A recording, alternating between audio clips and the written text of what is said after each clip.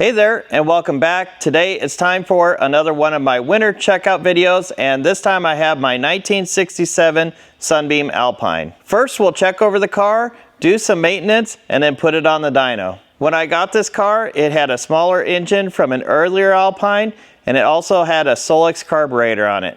Now I have the correct engine with a Weber carburetor, and I know I need to do some tuning to that, so let's get started. If we take a look under the bonnet, you can see that Weber carburetor there on a single carburetor intake. Normally this engine would have dual Strombergs on it. And since this car had a Series 4 engine in it when I got it, it had a generator on it. So I've left the generator in place. Normally these cars would have alternators on them. I'm not running a battery on this car. I do have this powered by an ultra capacitor, so the generator is just fine to run all the electrics on here. Looks like we need to top off the brake fluid a little. Let's check the clutch fluid. That's looking good. Check the radiator.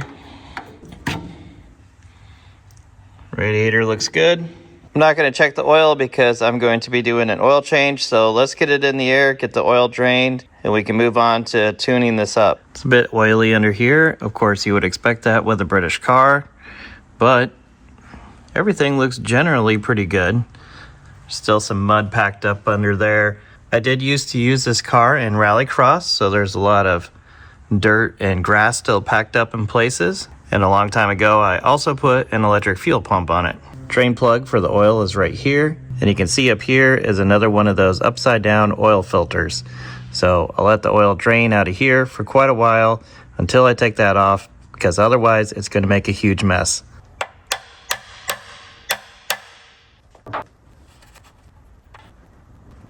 This car also has another one of these hollow plugs that gathers sludge in the bottom, so I'll take this over to the parts washer, make sure I get it cleaned out real well.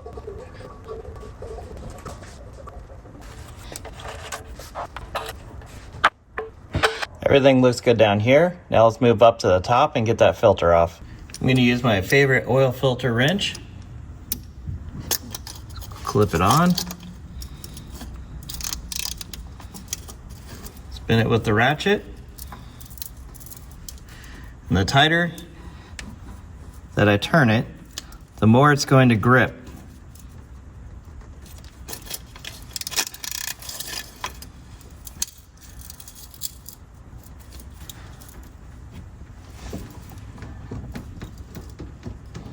This one's really on there.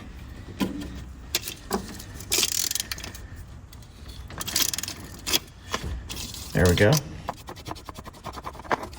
We're dripping a little bit of oil, but it's not too bad. I'll put the new filter on. If you're curious, I'm using a 1068. Only want that to be hand tight. You never want to put those on with a tool. Now I can put in my oil. I am using Castrol GTX in 2050, which is going to contain the old zinc that we need on these old cars. I put 4 quarts in. Oil level looks good, but I need to start it up and get that oil filter filled up. So I'm going to add 1 more quart and we'll call it good at that. A total of 5. Now let's start it up and make sure everything's okay. Turn the key on. You can see the voltmeter over there. We'll start it up and see if we get oil pressure.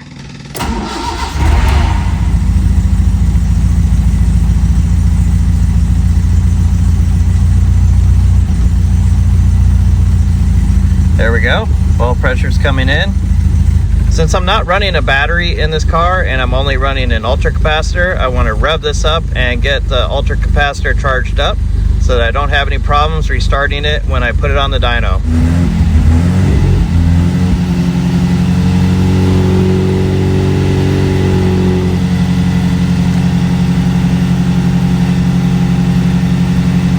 Voltage is slowly coming up. It'll only take a few seconds to charge up the ultra capacitor. It charges very quickly. You can see we're at 13 volts now, so I can shut it down. We'll put it on the dyno. Got the car hooked up, it's warming up, everything is connected and ready to go. Let's make a baseline run and find out where we need to adjust this thing.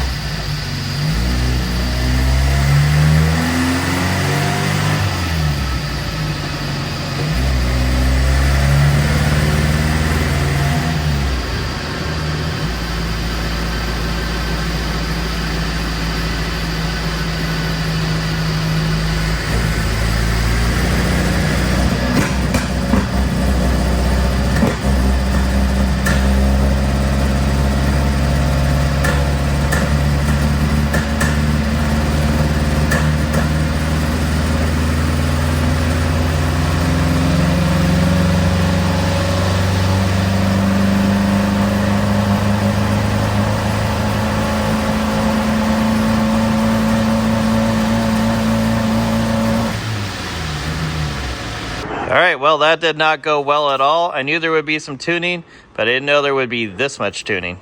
Let's look at the graph and see if we can figure out what's going on. So usually when a graph is all crazy like this, that is an ignition problem. Let's change this to display by time. Looks like our air-fuel ratio was very lean the entire time, and maybe that's what was causing the ignition problem. You can see here where the air-fuel ratio was the closest, the ignition was not as badly messed up around that range. But let's first take a look at the ignition system, see if we can get that cleared up before we try to tackle any of this. This car has a dual point distributor, so I'd be surprised if the distributor is giving us problems, but the points could be dirty. I would say that these spark plug wires are of unknown quality though. Cap looks really good. Points do look a little white and fuzzy, so maybe those need to be cleaned. So if we pull back the points, you can see it is a little bit of corrosion there, especially in the center of it. This little piece of felt seems to be moving around. I wonder if that's giving me an improper gap here. So I'll need to make sure that these felt pieces are in the correct place. They just have a little slot that this piece right here goes through, and I think that helps to lubricate it as it's going over the lobes. I'm going to take my points file, just file those points just a little bit, make sure that they're clean. Now I'm going to turn the ignition on and spin the engine over. We should see sparks flying off of both of the points, and then we'll know that they're working correctly. I'll turn the light off so that we can see them better.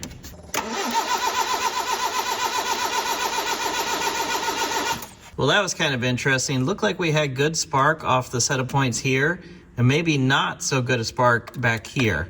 So I think I want to reposition the camera so that we can make sure that maybe one point is working good and one isn't, or if they're both working equally.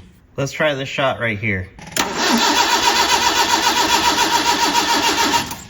Okay, definitely we have problems with this set of points over here. Before I take the points out, I want the little finger on them to be directly on the largest part of the lobe. So I need to move the engine just a little bit just to get this completely on top of one of these lobes. Normally I would just put the car in gear and push it to turn the engine over, but as it's tied to the dyno, that's not an option. But luckily in 1967 these cars still came with cranks to turn the engine over. You can start this car without the electric starter using the crank, so all I need to do is put it in and I can turn the engine over to the exact spot that I want it.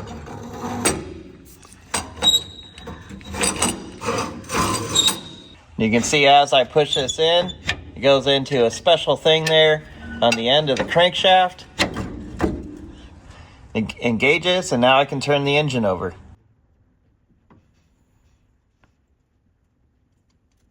Okay, looks like both of them are right in the middle of one of the lobes. So I'm going to set it right there. I can take the points out, clean them, and then get the gap set.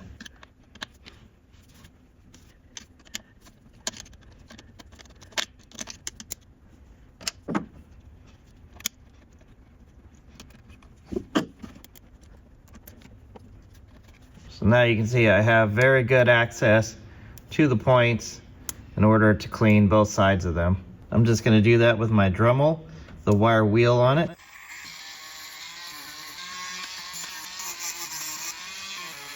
This one now is for sure clean and can go back in. I'll get this other side cleaned up and then we can set the gaps. I've got the other side cleaned and I put it back in. The points on this side were way worse than the points on this side. This side looked almost brand new.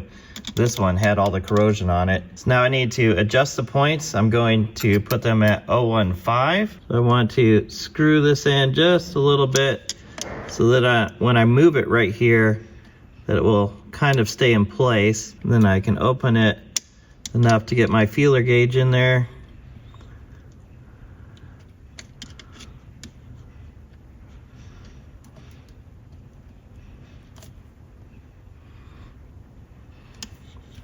Try to tighten it down in the right place. That looks good.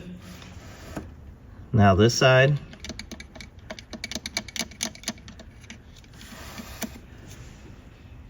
Now let's crank it over again and make sure the points are working. Well, that was interesting. We only saw the points here working, and I think that's because they were contacting first. If this had over here contacts later, there isn't going to be a spark because it's already connected. We should only see the second point sparking if there's a problem with the first point. So I think this is the way that it's supposed to be working. Let's put everything back together now, run it again, and see how big of a change this has made. And then if we need to make more changes to other things, we can make that adjustment next.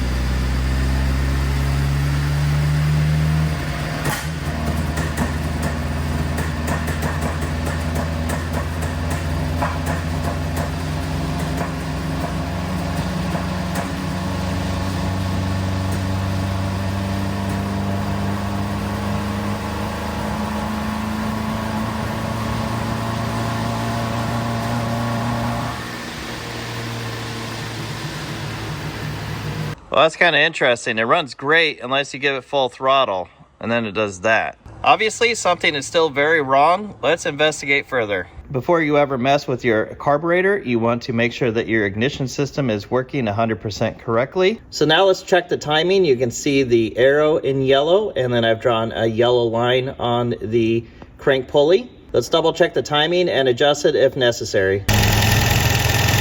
I don't think the camera does a very good job showing when I'm using the timing light, but it looks like I need to adjust it. Okay, I've adjusted the timing, which according to the manual is 33 degrees at 3,500 RPM.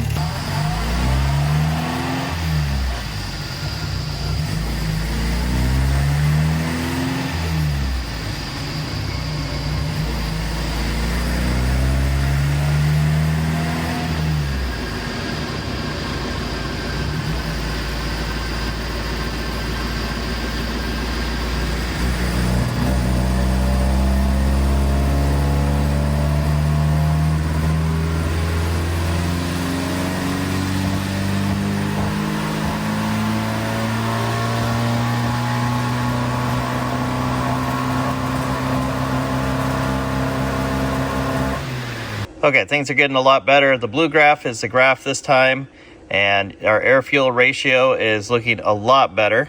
But all these squiggles in our graph are still misfires that we need to take care of. I think just so that we don't miss anything, I better pull the spark plugs out and also check the spark plug wires. That one's pretty black.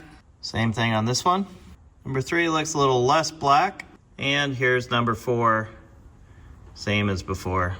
I'm going to take these over to the media blaster and clean them up real good, and then I'll put them back in. I have all the spark plugs cleaned up. Now they can go back in. Now what I'm going to do so that we know the ignition system is working completely properly, I'm going to start the engine and just let it idle, and then I'm going to move the probe from my dyno through each of the cylinders, and we'll log the ignition on each cylinder for a certain amount of time, and then we'll compare them, make sure that each cylinder is firing correctly, and if there's a misfire on one of the cylinders, we will be able to see that.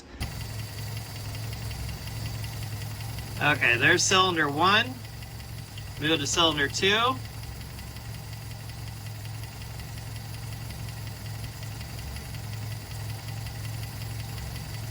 Now we'll move to cylinder 3.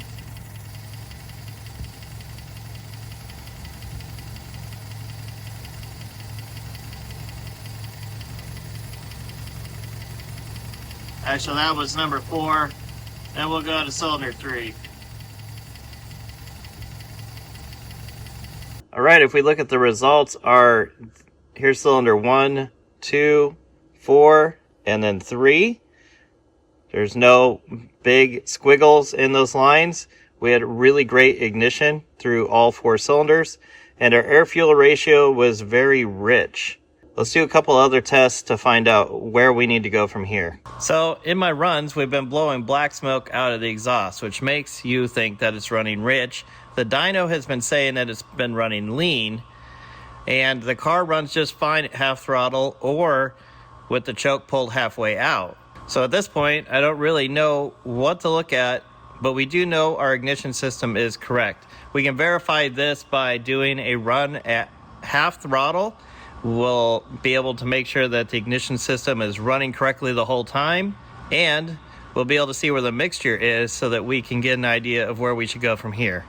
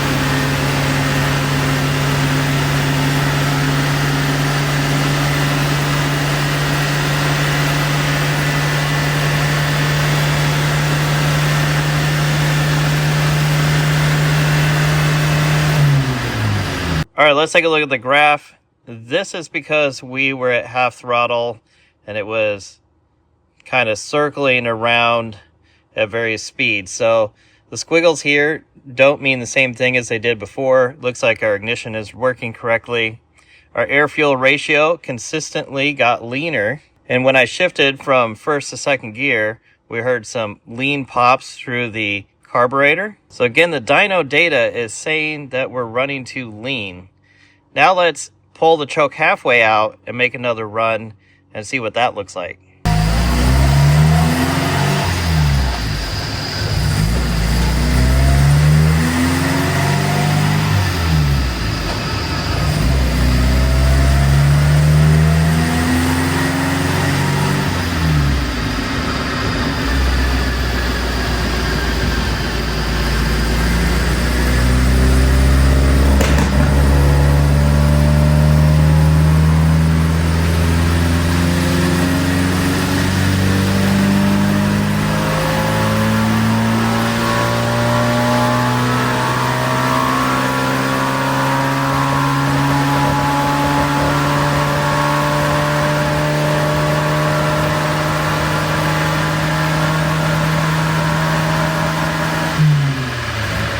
Okay, so weirdly, that was our best run yet. That was full throttle, but choke halfway out.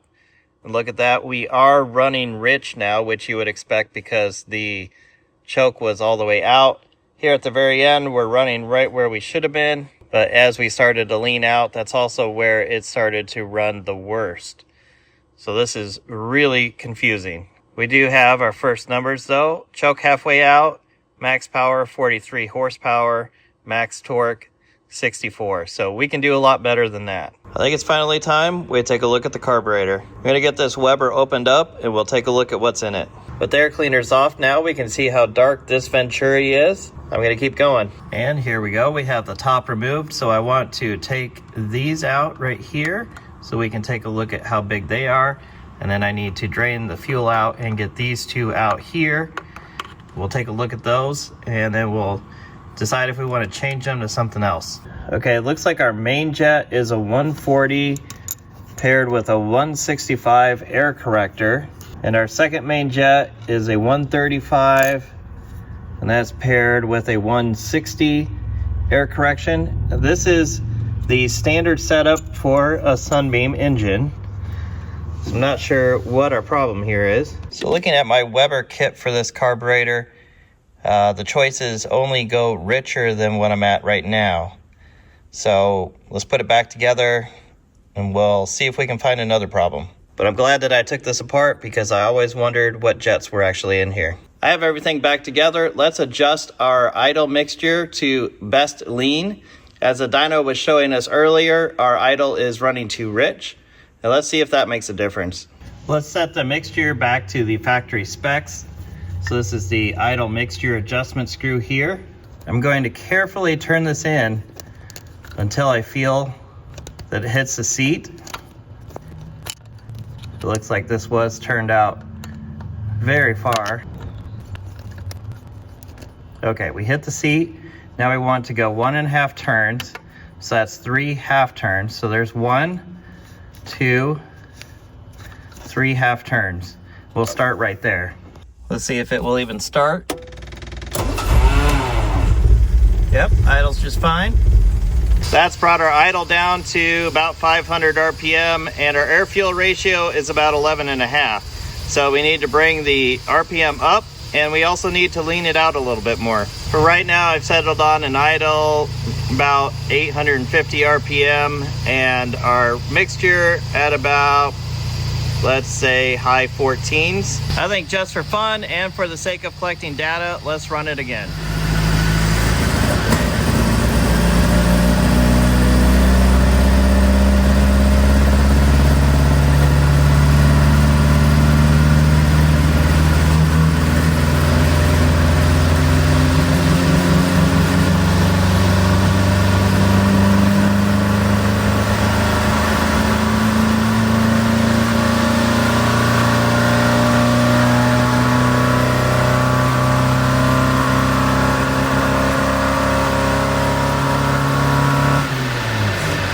Well, again, that wasn't good, and our dyno is saying that we're running too lean. I did not see any black puffs of smoke coming out the back this time, but something is not working right. Right now, there's only 2 things I can think of that would be causing these issues. One would be if the fuel pressure is too high, and the other would be if the float height is too high. So let's check the fuel pressure, see what it is. It should be 3 psi or less. Any more than that and it will be overpowering the carb and running rich. So I've got the key on. Looks like we're just below 3 psi. So our fuel pump is not the problem. Time to take the top plate off the carb again. To measure our float height, we want to take the top of the carb, hold it in this position so that the float is not putting any pressure on the valve. And then we want 18 millimeters of height there, which is exactly where it's at. We want the movement on the valve to be good. We don't want any binding. Everything here looks fine. So I don't really know where to go from here. You can see all the blackness and this venturi backfiring through the carburetor. Let's make sure the accelerator pump's running.